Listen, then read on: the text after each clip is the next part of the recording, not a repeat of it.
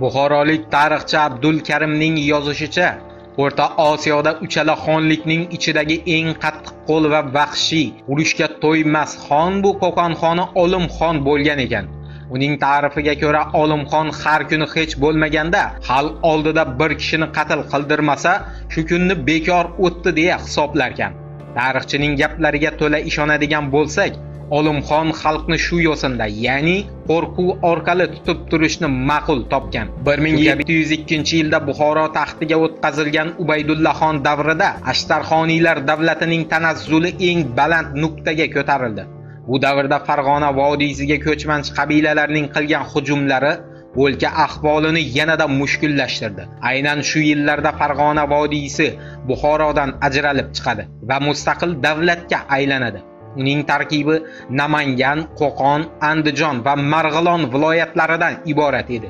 Uni ilk hukmdorlaridan biri esa o'zbeklarning ming urug'idan bo'lgan Erdanabiy bo'ldi. Shu tarzda O'rta Osiyo tarixida Qo'qon xonligi deya atalgan davlat vujudga keldi.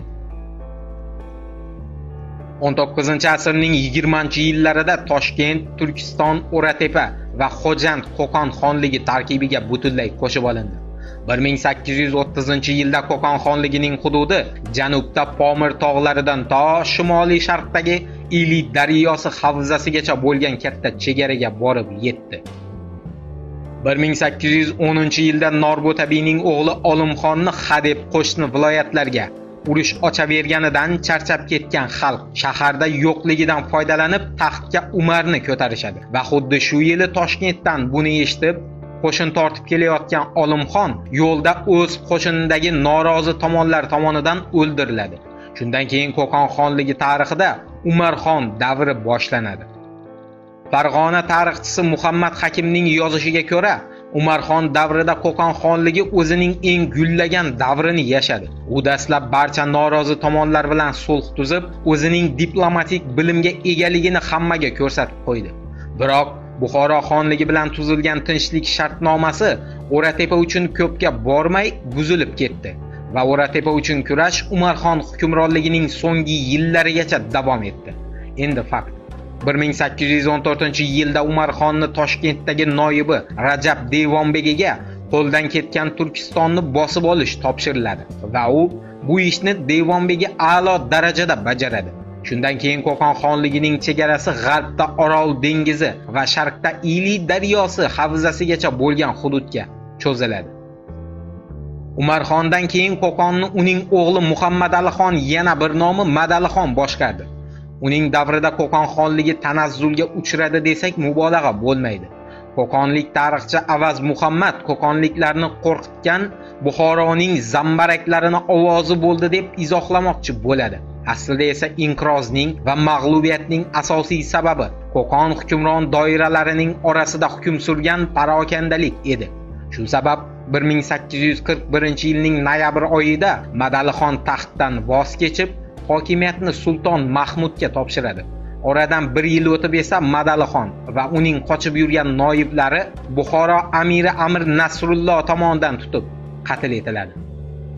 Madalixondan keyin Farg'ona ahli tomonidan taxtga qo'yilgan Norbotabiyning umuman siyosiy bilimga ega bo'lmagan jiyani Sherali davrida Qo'qon xonligi uzoq yashamadi. O'sha davrdagi Qo'qonning eng kuchli sarkardasi sanalgan Musulmonqulning O'shga ketganidan foydalanib, Olimxonni o'g'li Murod Sheralini o'ldiradi va o'zini xon deya e'lon qiladi.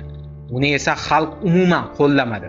Buni eshitgan Musulmonqul darhol qaytib Murodni qatl etdi va hali yosh bola bo'lgan go'dak Xudoyorxonni xon deb taxtga ko'tardi va o'zini uning homiysi etib tayinladi. Bu hol 1853-yilgacha davom etdi.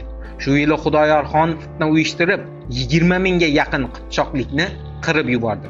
Xuddi shu yili 1853-yildan Xudoyorxon hukmronligi davri boshlanadi. Xudoyorxonning hukmronlik yillarida Qo'qon xonligi batamom yemirildi. U goh Buxoroga qochar, goh yana qaytib kelib navbatdagi xondan hokimiyatni qaytarib olardi. Bu orada shu kungacha Rossiya bilan Qo'qon xonligining bo'lgan yaqin munosabatlari juda yomonlashib, 1864-yilda Turkiston va Chimkent qo'ldan ketdi. Keyin esa ya'ni 1865-yilda Toshkent ham Chor Rossiyasiga jangda berib qo'yildi. Tarixchilar Xudoyorxonning davrini shunday yozishadi. Uning davri xonlik uchun eng og'ir davr bo'ldi.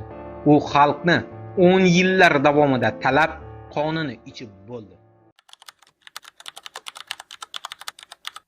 Bu qadimiy shahar haqli ravishda Oltin vodiy deb nom olgan go'zal Farg'ona vodiysining gavharidir.